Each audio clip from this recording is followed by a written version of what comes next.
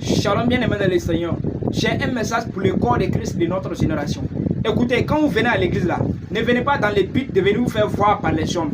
Ne venez pas dans le but de venir vous présenter seulement devant les hommes. Ne venez pas dans le but de venir faire des démonstrations des chants et faire des démonstrations des différents talents que vous avez et repartir à la maison la tête vide. Faites en sorte pour retenir quelque chose dans la parole de Dieu si vous venez à l'église.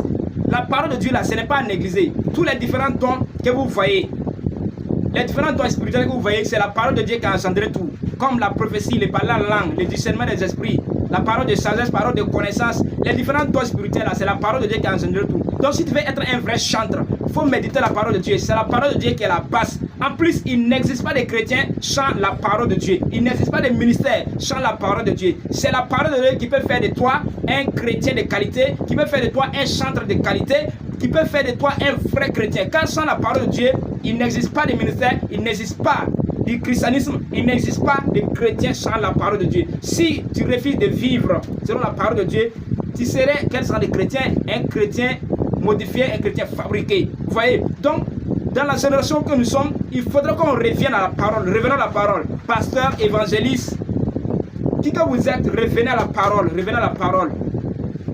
Que Dieu vous bénisse, car le ciel et la terre passeront, mais la parole de Dieu demeure éternellement. C'est la parole de Dieu qui va demeurer éternellement. Le ciel passe, la terre passe, les belles choses vont passer. Toutes les choses que vous voyez là, ça va passer. Tout ce qu'on voit avec œil va disparaître. Mais la parole de Dieu demeure éternellement. Donc on ne néglige pas la parole de Dieu. Toi qui m'écoutes en l'air là, on ne néglige pas. Si tu négliges la parole de Dieu, maintenant même, il faut te concentrer. Quand on presse à l'église, il faut te concentrer pour écouter. On ne néglige pas la parole de Dieu. Pasteur, diacre, prophète, évangéliste, choriste. On ne néglige pas la parole de Dieu. Instrumentiste, chanteur. On ne néglige pas la parole de Dieu. On ne néglige pas la parole de Dieu. Car Dieu est dans sa parole. Dieu est dans sa parole. Si Dieu est dans sa parole, il faut te dire qu'au commencement était la parole était avec Dieu et la parole était Dieu. Pour cela, moi et toi, on n'a pas le droit de négliger la parole de Dieu. Quand on néglige la parole de Dieu, cela prouve qu'on n'est pas chrétien. Celui qui néglige la parole de Dieu veut prouver qu'il n'est pas chrétien, parce qu'il n'existe pas de chrétien sans la parole de Dieu. Un chrétien qui n'écoute pas la parole de Dieu, ce n'est pas un chrétien. Un chrétien ne veut pas dire que celui-là qui se rend toujours au culte, qui se rend toujours à l'église, qui se rend toujours au temple, ce n'est pas celui-là qui est le vrai chrétien. Un chrétien, ce n'est pas celui-là qui a reçu son baptême. Un chrétien, ce n'est pas celui-là qui a changé son nom. Un chrétien, ce n'est pas celui-là qui a les responsabilités à l'église. Un chrétien, ce n'est pas celui-là qui a duré à l'église. Un chrétien, ce n'est pas celui-là qui prend la scène à l'église. Un chrétien, ce n'est pas celui-là qui est toujours présent dans les réunions, dans les différents programmes de l'église. Non, non, non, non, non. Un chrétien, c'est celui-là qui pratique la parole de Dieu, qui écoute la parole de Dieu, qui met la parole de Dieu en pratique, qui obéit la parole de Dieu.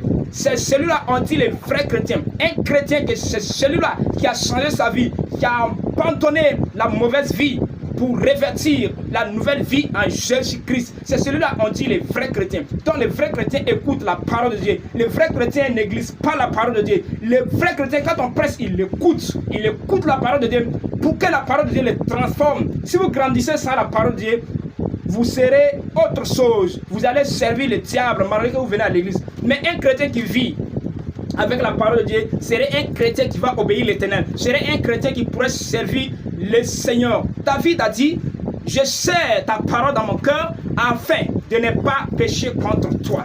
Je serre ta parole dans mon cœur.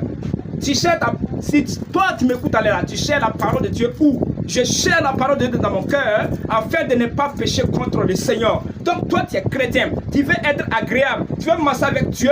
Sans sa parole, tu ne peux pas marcher avec lui. Sans sa parole, tu ne peux pas servir Jésus. Sans la parole de Dieu, tu ne peux pas être chrétien. Sans la parole de Dieu, tu ne peux pas être agréable à Dieu. Alléluia. Revenons à la parole. Revenons à la parole. La parole demeure éternellement. La parole demeure. La parole de Dieu demeure. La parole de Dieu demeure. Elle ne passe pas. Elle demeure éternellement. Alléluia. Ne négligeons pas la parole de Dieu. Revenons à la parole. Soyez richement bénis au nom de Jésus. Soyez richement bénis là où vous êtes. Revenons à la parole. Reprenons la parole de Dieu et mettons la parole de Dieu en pratique. Que le Seigneur vous bénisse. Au nom de Jésus. Évangéliste Chris Birba Israël, Edmond depuis la Côte d'Ivoire, vous salue. Que Dieu vous bénisse.